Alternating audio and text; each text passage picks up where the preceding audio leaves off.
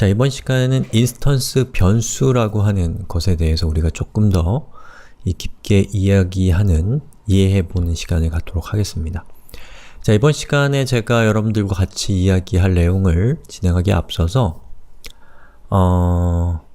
우리가 이번 시간에 이야기할 내용은 이 규모 있는 애플리케이션을 만드는 과정에서 필요한 기능이고, 그렇기 때문에 프로그래밍을 처음 하시는 분들에게는 좀 이해는 그렇게 어렵지 않을 수 있는데 왜 굳이 저렇게까지 하나 이런 생각이 드실 수가 있는 부분, 즉 공감하기 힘들 수 있는 측면이 있기 때문에 제가 여러분들이 좀 공감할 수 있도록 하는 내용을 앞에다가 좀 배치를 해봤습니다. 자, 우선 우리가 지금까지 살펴본 내용은 객체를 이해하는 것, 객체를 만드는 것이었는데요. 우리가 이 객체라고 하는 것을 조금 더 일반적으로 뭐라고 이야기할 수 있냐면 우리가 어떤 프로그램을 만드는 과정에서의 부품이라고 할 수가 있는 것이죠.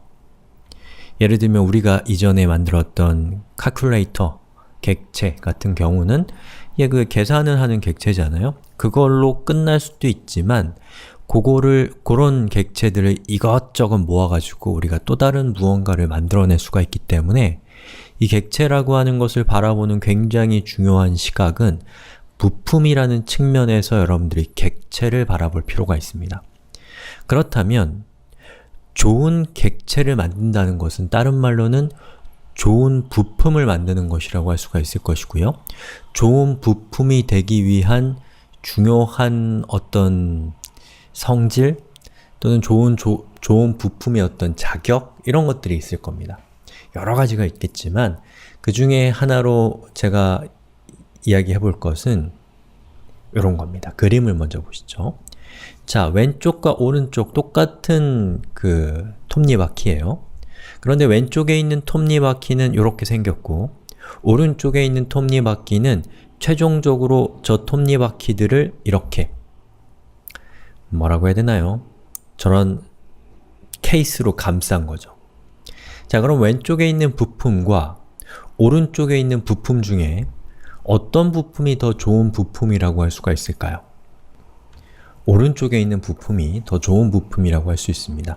왜냐하면 왼쪽에 있는 부품은 저렇게 뭔가 혼란스러운 상태 그대로 다른 무언가의 부품으로 들어가게 되면 여러가지 외부적인 영향에 의해서 오동작할 가능성이 굉장히 큽니다.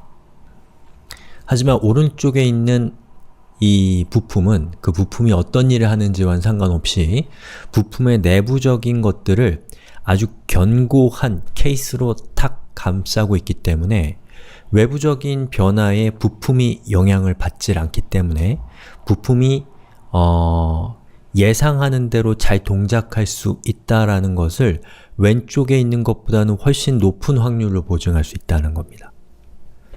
즉, 이러한 케이스를 씌우는 것은 그 부품이 외부로부터 영향을 덜 받게 하는데 굉장히 중요한 역할을 한다고 할 수가 있는 것이죠.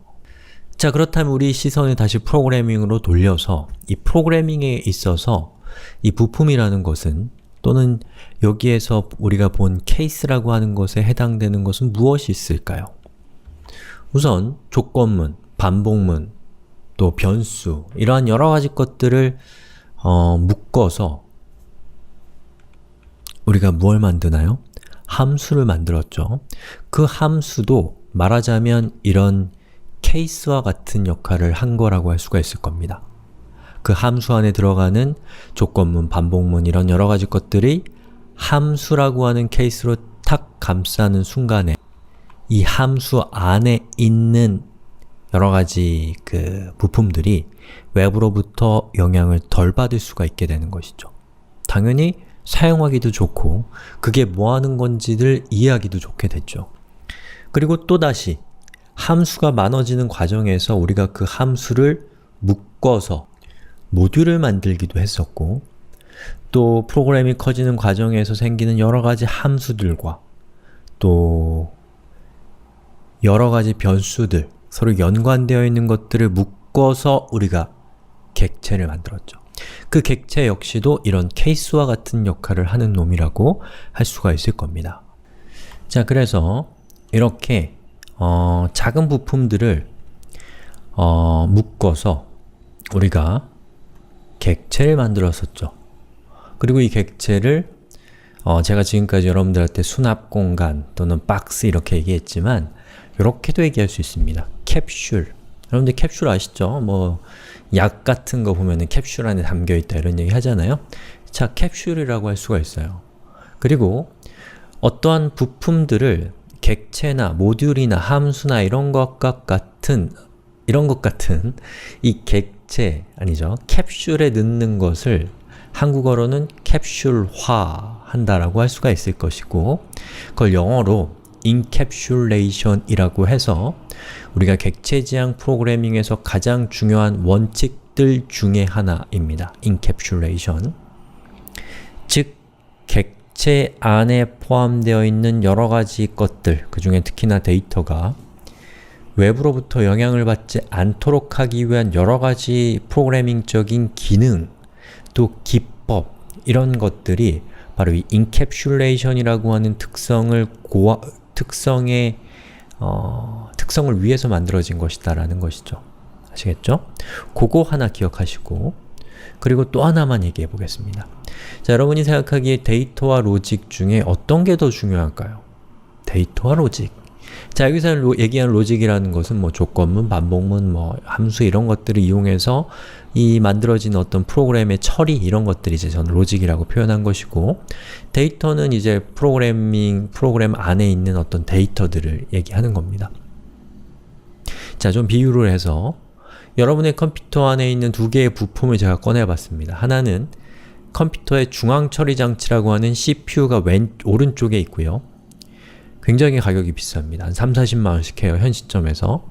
그리고 왼쪽에 있는 것은 하드디스크, 즉 정보를 저장하는 장치예요. 보조기억 장치라고 하는 것들이죠. 가격은 뭐 현 시점에서 한 5~6만원 정도 합니다. 자, 그럼 하드디스크와 CPU 중에서 CPU가 훨씬 더 비싼 부품이죠. 그런데 이 하드디스크에 정보가 들어가 있는 상태라고 한다면 여러분은 둘 중에 어떤 부품이 여러분에게 훨씬 더 중요할까요? 또는 어떤 부품이 갑자기 망가지는 게 여러분한테 더 큰 타격이 있을까요? 대부분의 경우는 하드디스크일 겁니다. 왜냐하면 저 디스크 안에 저장되어 있는 정보는 여러분의 평생에 걸쳐서 찍은 사진일 수도 있고, 또는 여러분의 사업을 망하게 할 수도 있는, 여러분이 반드시 기억하고 있어야 된, 또는 누군가에게 유출돼서는 안 되는 그런 정보일 수도 있다는 것이죠. 그런 정보가 담겨 있다면 이 하드디스크의 가치는 상상을 초월할 만큼 클 수도 있습니다. 자, 이걸 통해서 제가 여러분들에게 이야기하고 싶은 것은 데이터는 소중하다라는 겁니다. 그리고 코드상에서 그 데이터가 저장되는 곳, 변수죠. 변수 역시도 소중하다라는 얘기를 하고 싶은 거예요. 즉, 변수가 외부의 영향을 받지 않도록 하는 것은 프로그래밍에 있어서 굉장히 중요한 숙제, 과제라는 얘기를 여러분들에게 하는 거예요. 자, 그래서 정리해보면 제가 두 가지를 강조했습니다. 하나는 캡슐레이션,